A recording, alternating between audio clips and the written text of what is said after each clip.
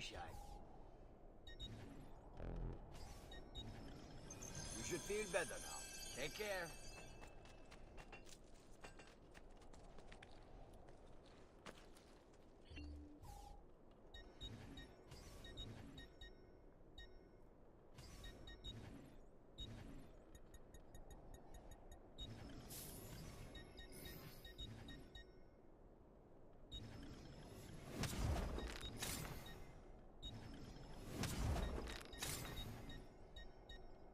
Send me your amici.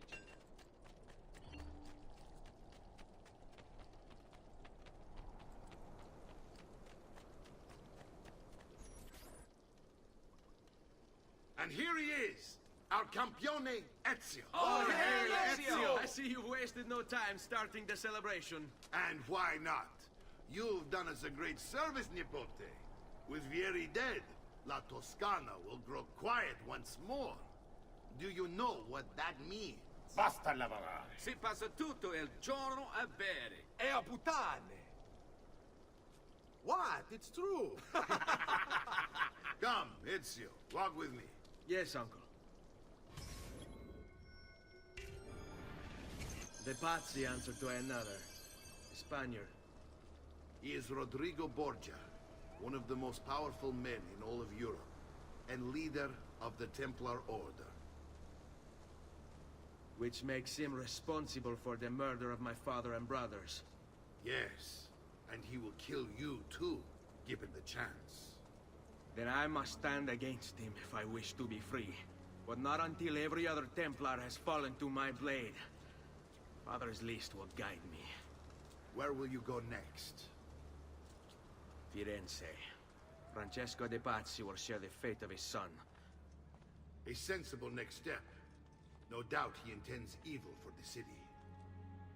All right, that's enough grim talk for one night.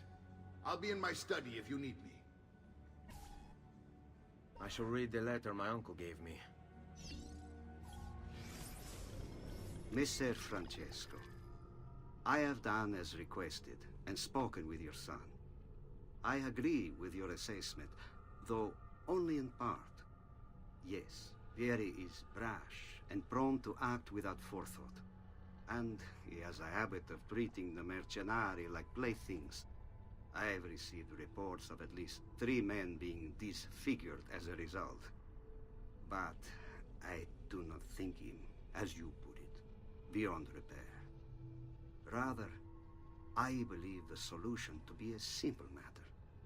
He seeks your approval, your attention. These outbursts of his are a result of insecurities born out of a sense of inadequacy. He speaks of you often and fondly, and expresses a desire to be closer to you. So, if he is loud and foul and angry, I believe it is simply because he wants to be noticed. He wants to be loved.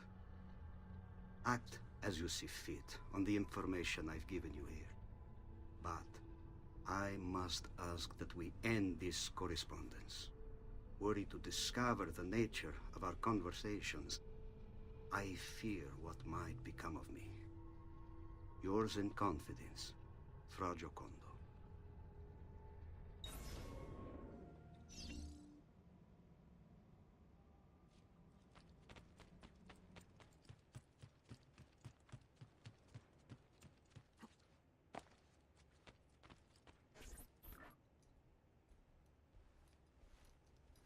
Look familiar? On their codex pages. Yes. Your father managed to find and translate a few before he... Here. This is not your father's work. Someone else has translated it. Leonardo da Vinci, a friend.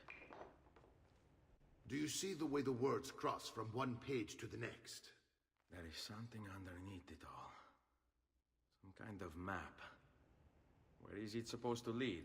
Your father and I managed to make out bits of a prophecy scrawled across these pages. It was written by an assassin like us, who long ago held a piece of Eden. His name was Altair. He spoke of something powerful and ancient hidden beneath the land. What is it? What indeed? Solving that little mystery is exactly why we collected these pages. Then let me help. Each time I take on my father's work. All of it. I'll start with the page I took from Vieri. Leonardo will decode it for us. Bene. Return here when time permits, and we'll add it to the wall.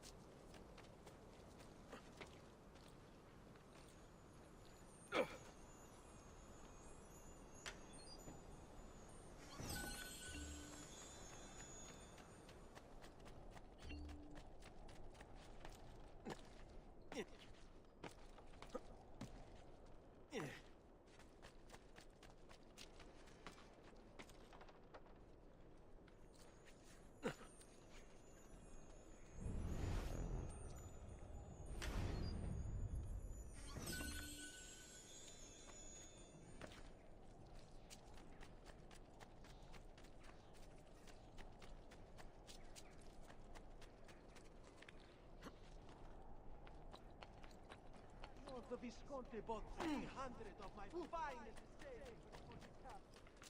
Oh, that's...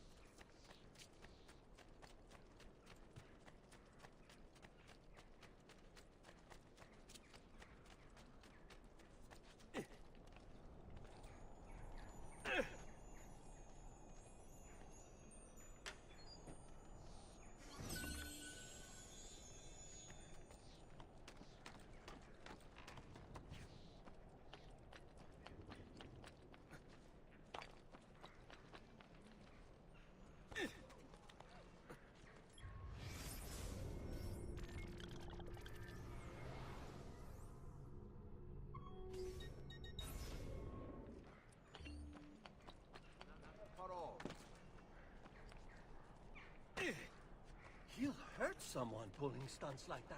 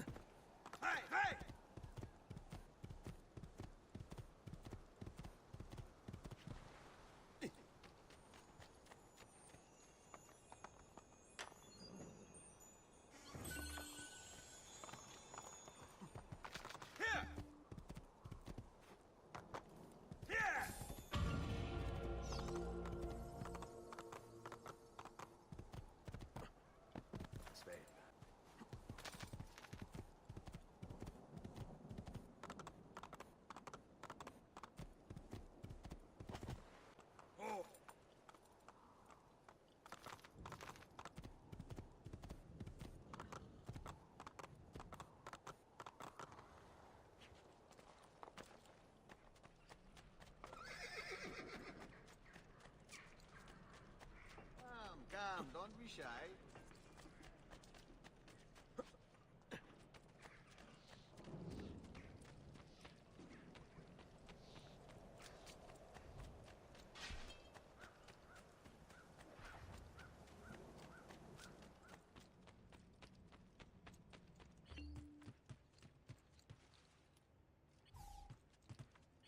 Salute, Claudia. Our uncle is un mostro. This is outrageous. What's happened? He's making me work. If Father was here, I'd never be stuck behind a desk like this.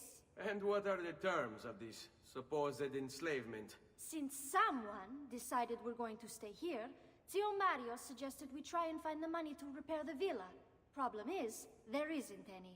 I bet I can bring in some money. Oh, great. More work for me. Well, benissimo. If you start paying for improvements to the town, I'll keep track of them in this book. And since I have nothing better to do, I'll also make note of any objects you bring in from the outside. If you actually get this place up and running, travelers might visit and spend money.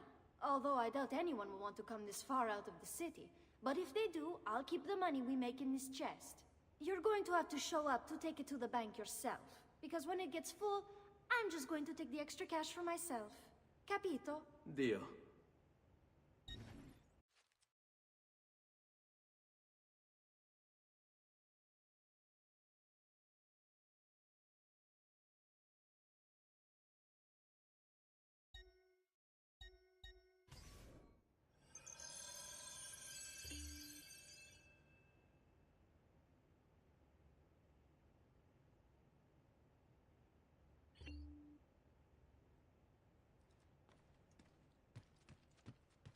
Buongiorno. Is there something wrong? Ser Mario hired me to deal with this mess, but I'm an architetto, not a miracle worker. Without money, I can't fix any of these buildings. And if someone brought you money? Then we'd be in business. You must be Ser Ezio. Am I right? Uncle! I like this architetto! He gets very observant when he can smell mud. If you want to fix up this town, I'm going to need it.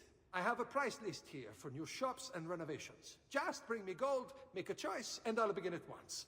If I build you a shop, you, as the landlord, can purchase goods there at lower rates. If you invest more money in the shop, you get an even greater discount. As for renovations, well, you'll be bringing the town and villa back to life. As Ser Mario tells me, that was very important to your great-great-grandfather. Plus, when you buy shops and renovations, you'll be increasing the number of people who visit, causing your income to increase. So, let's take a look, shall we?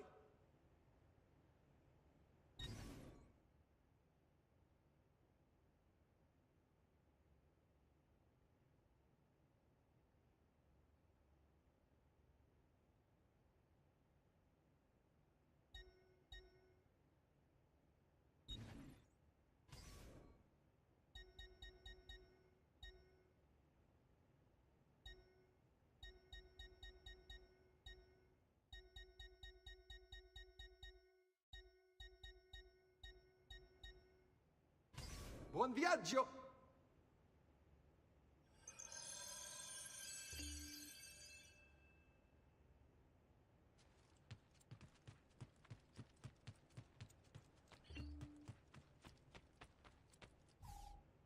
Ezio, my boy, I think it's time I showed you something.